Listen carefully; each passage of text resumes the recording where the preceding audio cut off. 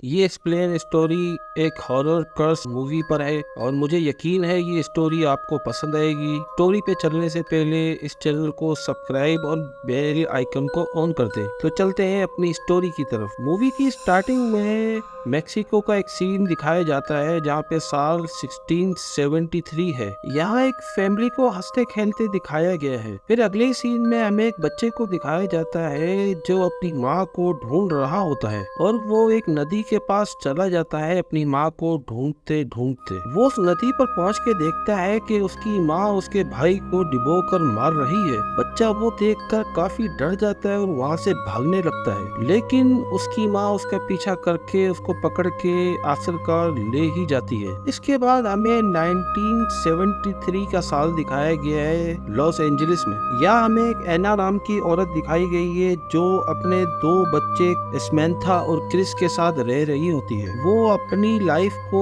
अकेले ही गुजार रही थी क्योंकि एना के हस्बैंड की कुछ टाइम पहले डेथ हो गई थी और वो पुलिस ऑफिसर बताए गए हैं। यहाँ हमें दिखाया जाता है कि एना अकेले ही घर के सारे मामला डील कर रही होती है। इसके अलावा हमें दिखाया गया है कि एना डिपार्टमेंट ऑफ सोशल सर्विसेज में जॉब करती है। इस डिपार्टमेंट का काम ये देखना होता है कि माँ बाप अपने बच्चों की सही देखभाल और परवरिश कर रहे हैं या नहीं। जब ही एना को यहाँ पे पता लगता है कि पेट्रिशिया नाम की एक औरत और उसके बच्चों का केस उसकी कुलीग को दिया जा रहा है।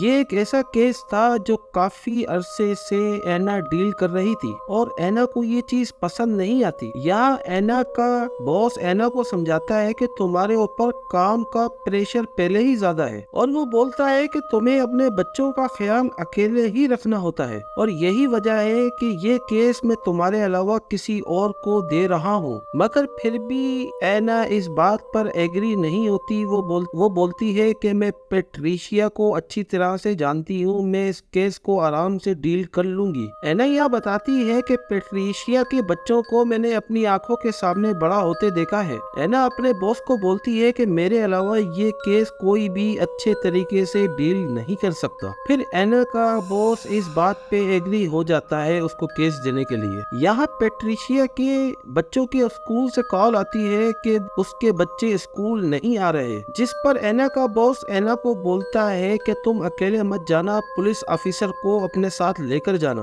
और अगले सीन में हमें दिखाया जाता है कि एना पुलिस ऑफिसर के साथ पेट्रिशिया के घर पे पहुंच जाती है। पहले पेट्रिशिया किसी को भी घर के अंदर आने नहीं देती। फिर एना पेट्रिशिया को बताती है कि सिर्फ मैं अकेले अंदर आऊंगी। इस बात पे पेट्रिशिया एग्री हो जाती है और वो एना को अकेले अंदर आने देती है और अंदर आकर देखती है कि पेट्रिशिया बहुत बुरी तरह से डरी हुई है। एना यहाँ पेट्रिशिया से उसके बच्चों के बारे में पूछती है, जिस पर पेट्रिशिया बोलती है कि वो सही है। लेकिन यहाँ पर एना को पेट्रिशिया के बच्चे नजर नहीं आ रहे थे। फिर एना को एक डोर नजर आता है जिसके ऊपर अजीबो गरीब पिक्चर्स बनी हुई थी। एना उस डोर के पास जाती है जिसे देखकर पेट्रिशिया बुरी तरीके से भड़क जाती है और वो अगले ही पल एना पर अटैक कर देती है और उसको मारने की कोशिश करती है। तभी पुलिस वाला घर के अंदर आ जाता है और पेट्रिशिया पर काबू पा लेता है।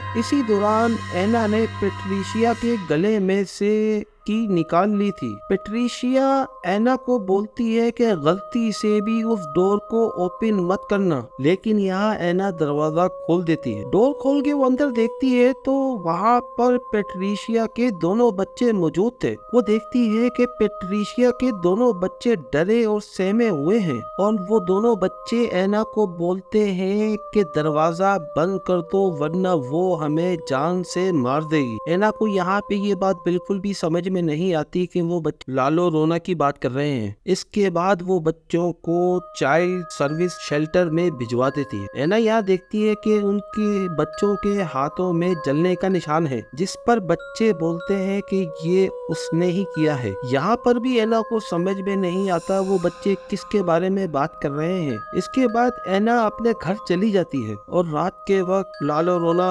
पेट्रिशिया के बच्चों को नदी में डुबो के मार देती है और नदी में डिबो के मारने के दौरान लालो रोना की आंखों से मुसलसल आंसू बह रहे होते हैं और यहाँ यही वजह है कि उसको वीपिंग वुमेन कहा गया है। रात के वक्त एना के पास कॉल आती है कि पेट्रिशिया के बच्चे नदी में डूब के मर गए और एना अगले सीन में वहाँ पर पहुँच जाती है और अपने बच्चों को गाड़ी में बैठे रहने का बोलकर चली जाती है और एना यहाँ पे अपनी कार को थोड़ा दूर ही खड़ी करती है ताकि उसके बच्चों को यहाँ पे जो कुछ भी हुआ है उसके बारे में बिल्कुल भी पता न चल सके। एना यहाँ पर उन बच्चों की डेड बॉडीज के पास पहुँचती है, तभी यहाँ पे पेट्रिशिया भी आ जाती है और पेट्रिशिया यहाँ पर आकर एना पे इल्जाम लगाती है कि तुम ही ने मेरे बच्चों को जान से मार डाला है और पेट्रिशिया बोलती है कि सिर्फ एक ही रात बची थी और इसके बाद हमें उससे छुटकारा मिल जाना था। जिस पर एना पेट्रिशिया से पूछती है किससे, जिस पर पेट्रिशिया बोलती है लालो रोना से। जिसके बाद पुलिस वाले पेट्रिशिया को वहाँ से ले जाते हैं। गाड़ी में स्मैंथा सो जाती है और क्रिस जाग रहा होता है और क्रिस गाड़ी से उतरकर उन बच्चों की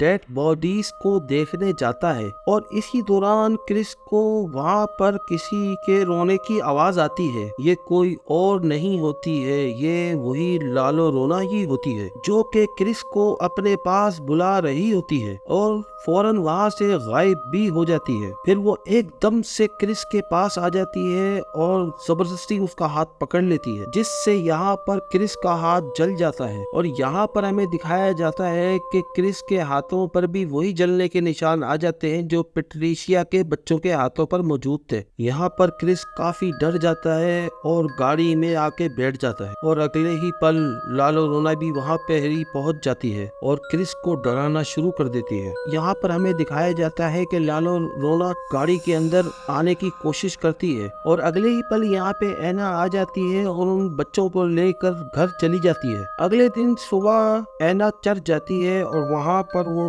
डॉक्टर रेफेल अल्वेरा को देखती है। वहाँ वो कुछ लोगों की ट्रीटमेंट कर रहे होते हैं जिससे कि वो लोग ठीक होने वाले थे। यहाँ पर हमें दिखाया जाता है कि एना फादर से लालो रोना के बारे में पूछती है और यहाँ पर फादर एना को लालो रोना के बारे में सब कुछ बता देते हैं। अगले सीन में स्मैंथा अपने घर में खेल रही होती है तो उसे भी लालो रोना नजर आ जाती है और यहाँ पर हमें दिखाया जाता है कि लालो रोना स्मैंथा का भी हाथ पकड़ती है और उसका भी हाथ जल जाता है। अगले सीन में हमें दिखाया जाता है कि एना घर पे आ जाती है और देखती है कि उसकी बेटी स्मैंथा बहुत ज्यादा डरी हुई है। एना स्मैंथा से पूछती है कि क्या हुआ, तो यहाँ स्मैंथा उससे झूठ बोल देती है कि मैं कहीं पर गिर गई थी। फिर रात को यहाँ पर डिटेक्टिव कूपर एना के घर पर आते हैं जो कि एना के हस्बैंड के कुलीग थे। वो एना को बताते हैं कि पुलिस वालों को पेट्रिशिया पर ही शक है कि उसी ने ही अपने बच्चों को मारा है,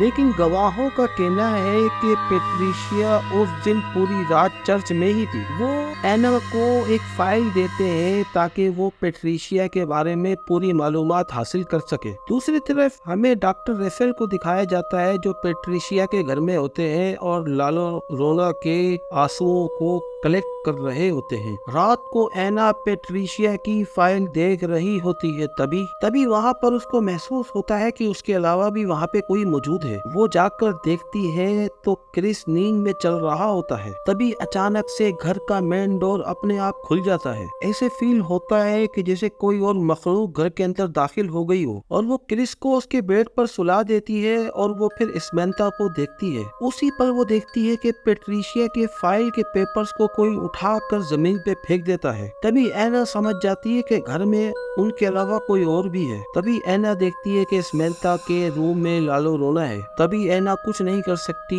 कि तभी अचानक से दरवाजा बंद हो जाता है। तभी एना के रूम में भी लालो रोना आ जाती है। तभी एना उसको बोलती है कि वो वहाँ से चली जाए। इतनी ही देर में अगले पल क्रिस और स्मैंथा एना के रूम का दरवाजा खोल के अंदर आ जाते हैं और एना उन दोनों को अपने बेड पे सुला देती है, लेकिन खुद पूरी रात जागती रहती है। अब ये इस स्टोरी का पार्ट 1 है।